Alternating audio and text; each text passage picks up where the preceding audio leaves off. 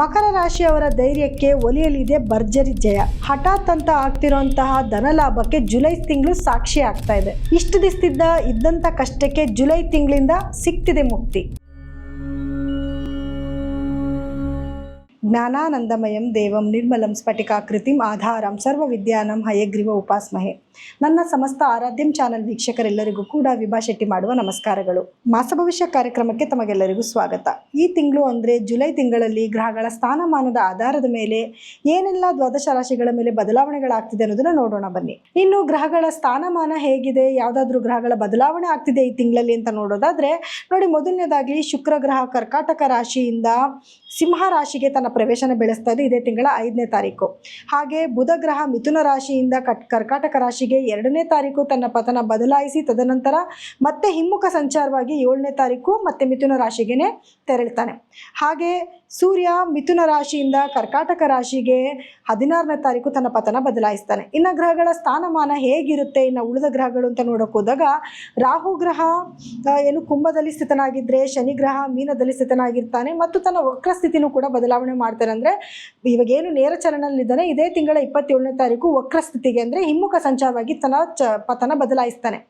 ಹಾಗೆ ಇನ್ನು ಕುಜಗ್ರಹ ವೃಷಭ ರಾಶಿನಲ್ಲಿದ್ದು ಮಿಥುನ ರಾಶಿನಲ್ಲಿ ಸೂರ್ಯಗ್ರಹ ಮತ್ತು ಬುಧ ಗ್ರಹಗಳಿರ್ತವೆ. ಮತ್ತು ಸೂರ್ಯಗ್ರಹ ಮತ್ತೆ ತನ್ನ ಪತನ ಬದಲಾಯಿಸ್ತಾನೆ. ಕಟಕ ರಾಶಿನಲ್ಲಿ ಗುರು ಮತ್ತು ಸೂರ್ಯ ಗ್ರಹದ ಸಂಯೋಗ ಆಗ್ತಿದ್ರೆ ಇನ್ನು ಸಿಂಹ ರಾಶಿನಲ್ಲಿ ಕೇತು ಮತ್ತು ಶುಕ್ರರ ಸಂಯೋಗ ಆಗ್ತಾ ಇದೆ.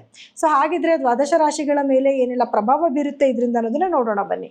ಮಕರ ರಾಶಿಯವರ ಜುಲೈ ತಿಂಗಳ ಭವಿಷ್ಯ ಹೇಗಿರುತ್ತೆ ಅಂತ ನೋಡೋದಾದ್ರೆ ತುಂಬಾನೇ ಅದ್ಭುತವಾಗಿರುತ್ತೆ ಅಂತ ಹೇಳ್ಬೋದು. ಯಾಕೆ ಅಂತಂದ್ರೆ ಗುರುಬಲ ಬಂದಿದೆ. ಮಕರ ರಾಶಿಯವರು ಬಹಳಷ್ಟು ದಿನಗಳಿಂದ ಕಷ್ಟ ನೋವು ಸಂಕಟ ಅನುಭವಿಸ್ತಾನೆ ಇದ್ರಿ. ಯಾವಾಗ ಕೇಳಿದ್ರು ಮಕರ ರಾಶಿಯವ್ರಿಗೆ ಟೈಮ್ ಚೆನ್ನಾಗಿಲ್ಲ. ಆದರೆ ಇವಾಗ ಅದ್ಭುತವಾದ ಸಮಯ ಬಂದಾಯಿತು. ಯಾರು ಇನ್ನು ಹೇಳೋಂಗಿಲ್ಲ ಮಕರ ರಾಶಿಗೆ ಟೈಮ್ ಚೆನ್ನಾಗಿಲ್ಲ ಅಂತ, ಅಷ್ಟು ಚೆನ್ನಾಗಿದೆ. ಯಾಕೆ ಅಂತಂದರೆ ಗುರು 7ನೇ ಮನೇಲಿ ಕೂತ್ಕೊಂಡು ಗುರುವಿನ ನೇರ ದೃಷ್ಟಿ ಲಗ್ನದ ಮೇಲೆ ಬೀಳ್ತಾ ಇದೆ. ಸೊ ಹಾಗಾಗಿ ಮನೇಲಿ ಶುಭ ಕಾರ್ಯಗಳಾಗುವಂಥದ್ದು, ಇಷ್ಟು ದಿವಸ ಇದ್ದಂಥ ನೋವಿಗೆ ಇನ್ನು ಮೇಲೆ ಪ್ರಿಕಾಷನ್ ಸಿಗುವಂಥದ್ದು, ಇದನ್ನೆಲ್ಲ ಖಂಡಿತವಾಗ್ಲೂ ನೀವು ನೋಡಬಹುದು. ಆದರೆ 2ನೇ ಮನೆಯಲ್ಲಿ ರಾಹುವಿನ ಸಂಚಾರ ಇರೋದ್ರಿಂದ ಮಾತಿನ ಮೇಲೆ ಸ್ವಲ್ಪ ನಿಗಾ ಇರಬೇಕಾಗತ್ತೆ. ಸ್ವಲ್ಪ ಹೆಂಗಂದ್ರಂಗೆ ಮಾತಾಡ್ಬಿಡೋದು. ಈಗ ಏನಾಗುತ್ತೆ, ಮನುಷ್ಯನಿಗೆ ಒಂದು ಸಮಯ ಯಾವಾಗಂದ್ರೆ ಅವಾಗ ಇದ್ದಕ್ಕಿದ್ದಂಗೆ ಇವಾಗ ಹೆಂಗಾಗುತ್ತೆ ನಿಮಗೆ ಅಂತಂದರೆ ದಿಢೀರಂತ ಅರ್ಧ ರಾತ್ರಿನಲ್ಲಿ ಕೊಡೆ ಹಿಡಿದ್ರು ಅನ್ನೋ ಥರ ಬಂದ್ಬಿಡುತ್ತೆ ನಿಮಗೆ ಯೋಗಗಳು. ನೀವು ಅಂದ್ಕೊಂಡೇ ಇರಲ್ಲ, ನೀವು ಎಕ್ಸ್ಪೆಕ್ಟೇಷನ್ ಮಾಡದೇ ಇರೋ ರೀತಿಯಲ್ಲಿ ಒಳ್ಳೊಳ್ಳೆ ಯೋಗಗಳು ಬರುತ್ತೆ, ಕೆಲಸಗಳ ಆಪರ್ಚುನಿಟೀಸ್ ಬರುತ್ತೆ, ಹಣ ಉಳಿತಾಯ ಮಾಡೋದಕ್ಕೆ ಅವಕಾಶ ಬರುತ್ತೆ. ಇದೇನಪ್ಪ ನಾನು ಇದೀಗ ಸ್ವಲ್ಪ ದಿವಸಗಳಿಂದ ಇಷ್ಟೊಂದು ಕಷ್ಟಪಡ್ತಿದ್ದೆ ಇದೊಂದು ಕೆಲಸ ಮಾಡ್ಕೊಳ್ಳೋದಕ್ಕೆ, ಇವಾಗ ಇಷ್ಟು ಈಸಿಯಾಗಿ ಆಗ್ತಿದ್ದೀರ ಅಂತ ನಿಮಗೆ ನೀವೇ ಯೋಚನೆ ಮಾಡುವಂಥ ಪರಿಸ್ಥಿತಿ ಕೂಡ ಬಂದ್ಬಿಡುತ್ತೆ.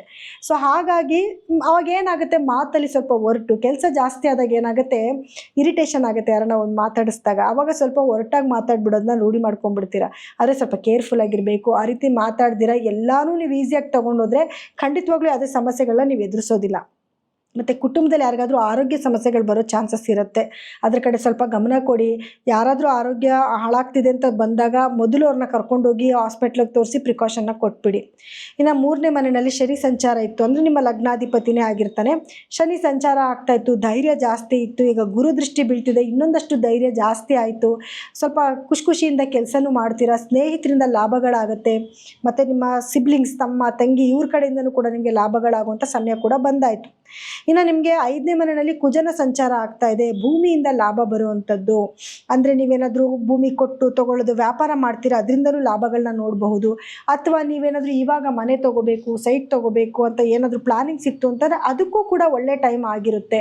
ಆದರೆ ಮಕ್ಕಳ ಆರೋಗ್ಯದಲ್ಲಿ ಏನು ಏರುಪೇರು ಆಗ್ಬೋದು ಅಂದರೆ ಏನಾದರೂ ಏಟ್ ಮಾಡ್ಕೊಳ್ಳೋದು, ಸ್ಪೀಡ್ ಜಾಸ್ತಿ ಏನಾದರೂ ಗಾಡಿಗಳು ಕೊಟ್ಬಿಡ್ದು. ಈಗ ವಯಸ್ಸಿಗೆ ಇನ್ನೇನು ಬರ್ತಿರೋ ಒಂದು 8ನೇ ಕ್ಲಾಸು 10ನೇ ಕ್ಲಾಸ್ ಹೋಗ್ತಿರೋಂಥ ಮಕ್ಕಳ ಕೈಲೇ ಗಾಡಿ ಕೊಟ್ಬಿಡೋದು, ತೊಗೊಂಡೋಗಿ ಅಲ್ಲಿ ಇಲ್ಲಿ ಗುದ್ದು ಏಟ್ ಮಾಡಿಕೊಂಡು ಮೂಳೆಗೆ ಏಟ್ ಮಾಡ್ಕೊಳ್ಳೋದು, ರಕ್ತ ಬರ್ಸ್ಕೊಂಡು ಬರೋದು ಆಗ್ಬಿಡುತ್ತೆ. ಸೊ ಕೇರ್ಫುಲ್ಲಾಗಿರಿ. ಹಾಗೆ ಆಗಬೇಕು ಅಂತೇನಿಲ್ಲ, ನಡೀತಾ ದಾರಿನಲ್ಲಿ ಎಡವಿನೂ ಕೂಡ ಕಾಲು ಬೆರಳಲ್ಲಿ ಒಂಚೂರು ರಕ್ತ ಬರಬಹುದು. ಸೊ ಮಕ್ಕಳ ಆರೋಗ್ಯದ ಕಡೆ ಗಮನ ಕೊಡಿ, ಸ್ವಲ್ಪ ಆರೋಗ್ಯನ ನೋಡ್ಕೊಳ್ಳಿ. ಅಥವಾ ಒಂಟಿಯಾಗಿ ಈಚೆ ಆಚೆ ಬಿಟ್ಟಾಗ ಗಮನ ಕೊಡ್ತಾರೆ ಮಕ್ಕಳು, ಮನೆಗೆ ಬಂದ್ರಾ ಇಲ್ವಾ, ಏನು ಮಾಡ್ತಿದ್ದಾರೆ. ಯಾಕಂದರೆ ಬಿಸಿ ಸ್ಕೆಡ್ಯೂಲ್ ಅಲ್ವಾ, ಇವಾಗ ನಿಮಗೆ ಕೆಲಸ ಇವಾಗ ಶುರು ಆಗ್ತಾ ಇದೆ. ಸೊ ಹಾಗಾಗಿ ಎಲ್ಲಾನು ಕೂಡ ನೀವು ಬ್ಯಾಲೆನ್ಸ್ ಮಾಡಲೇಬೇಕಾಗಿರುವಂಥ ಒಂದು ಪರಿಸ್ಥಿತಿ ಬಂದಿದೆ. ಇನ್ನು 6ನೇ ಮನೆಯಲ್ಲಿ ಸೂರ್ಯ ಮತ್ತು ಬುಧರ ಒಂದು ಸಂಚಾರ ನಡೀತಿದೆ.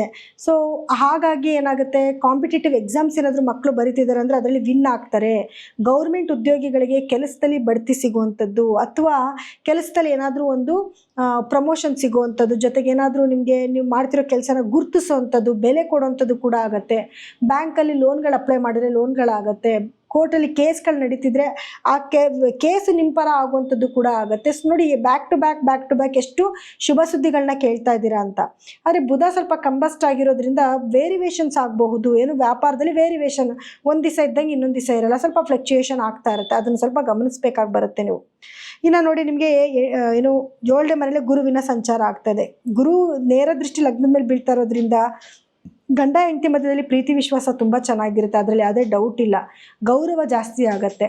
ಆದರೆ ಗುರು ಕಂಬಸ್ಟ್ ಆಗದಂಥ ಸಮಯದಲ್ಲಿ ಮಾತ್ರ ಮನೆಯಲ್ಲಿ ಶುಭ ಕಾರ್ಯಗಳನ್ನ ಮಾಡೋದನ್ನ ಅವಾಯ್ಡ್ ಮಾಡ್ಕೊಂಡ್ರೆ ಒಳ್ಳೆಯದು. ಇನ್ನು 8ನೇ ಮನೆಗೆ ಶುಕ್ರ ಕೇತು ಸಂಚಾರ ಇದೆ. ಇಲ್ಲಿ ಆರೋಗ್ಯದಲ್ಲಿ ಕೆಲವು ಸಮಸ್ಯೆ ಬರಬಹುದು. ಏನಂದರೆ ಗುಪ್ತಾಂಗಗಳಲ್ಲಿ ಸಮಸ್ಯೆ ಬರುವಂಥದ್ದು, ಅಥವಾ ಹೆಣ್ಮಕ್ಳಿಗೆ ಯುಟ್ರಸ್ ಪ್ರಾಬ್ಲಮ್ ಬರುವಂಥ ಚಾನ್ಸಸ್ ಇರುತ್ತೆ, ಆಪ್ರೇಷನ್ಗಳಾಗುವಂಥ ಚಾನ್ಸಸ್ ಇರುತ್ತೆ. ಅದನ್ನು ಸ್ವಲ್ಪ ಗಮನ ಇಟ್ಕೊಳ್ಳಿ. ಯಾಕೆ ಅಂತಂದರೆ ಕೇತು 8ರಲ್ಲಿ ಸಂಚಾರ ಮಾಡ್ತಿದ್ದಾನಲ್ವಾ, ಸೊ ಆಪ್ರೇಷನ್ಗಳಾಗುವಂಥ ಚಾನ್ಸಸ್ ಇರುತ್ತೆ. ಆದರೂ ಗುರುಬಲ ಬಂದಿರೋದ್ರಿಂದ ಆದಷ್ಟು ನಿಮಗೆ ಅವಾಯ್ಡ್ ಆಗುತ್ತೆ. ಏನು ಮೇಜರ್ ಪ್ರಾಬ್ಲಮ್ಸ್ ಏನಾದರೂ ಆಗ್ತಾ ಇದ್ರೆ ಸ್ವಲ್ಪ ನಿಮಗೆ ಅವಾಯ್ಡ್ ಕೂಡ ಆಗ್ತಾ ಇರುತ್ತೆ. ಆದರೂ ನೆಗ್ಲೆಕ್ಟ್ ಮಾಡಬೇಡಿ. ಕೆಲವ್ರು ಏನು ಮಾಡ್ತಾರೆ, ಸ್ವಲ್ಪ ಹೊಟ್ಟೆ ನೋವು ಬಂದರೂ ಅಯ್ಯೋ ಬಿಡು ಹೊಟ್ಟೆ ನೋವು, ಒಂದು ಮಾತ್ರೆ ನುಂಗೋಣ, ಆ ಥರ ಅಂದ್ಕೋಬೇಡಿ. ಏನಕ್ಕೆ ಬರ್ತಾ ಇದೆ ಅಂತ ತಿಳ್ಕೊಂಡು ಅದಕ್ಕೆ ಪ್ರಿಕಾಷನ್ ತೊಗೊಳ್ಳಿ. ಏನೇನೋ ತಿಂದು ಇನ್ನೊಂದಷ್ಟು ಹಾಳು ಮಾಡ್ಕೊಳ್ಳೋ ಬದಲಾಗಿ ಕರೆಕ್ಟಾಗಿ ಏನು ತೊಗೋಬೇಕು, ಏನು ಮಾಡಬೇಕು ಅಂತ ಯೋಚನೆ ಮಾಡಿ ಡಿಸಿಷನ್ ತಗೊಳ್ಳಿ. ಇನ್ನು ಮಕ್ಕಳ ಎಜುಕೇಷನ್ ಹೇಗಿರುತ್ತೆ ಅಂತ ನೋಡಿದಾಗ ಎಜುಕೇಷನ್ ತುಂಬ ಚೆನ್ನಾಗಿರುತ್ತೆ. ಎಜುಕೇಷನಲ್ಲಿ ಯಾವುದೇ ರೀತಿಯಾದ ತೊಂದರೆಗಳು ಬರೋದಿಲ್ಲ. ಪರಿಹಾರವಾಗಿ ಏನು ಮಾಡ್ಕೋಬೇಕು ಅಂತ ನೋಡಿದ್ರೆ ನೋಡಿ, ಪ್ರತಿದಿನವೂ ಕೂಡ ಕಾಗೆಗಳಿಗೆ ಆಹಾರ ಹಾಕೋದು. 1 ಇಡಿಯಷ್ಟು ಅನ್ನನ ತೊಗೊಂಡೋಗಿ ಕಾಗೆಗಳಿಗೆ ಹಾಕ್ಬಿಟ್ಟು ಬನ್ನಿ. ಅದು ನಿಮಗೆ ಮೇಜರಾಗಿ ನಿಮಗೆ ಒಳ್ಳೆಯದನ್ನು ಮಾಡುತ್ತೆ.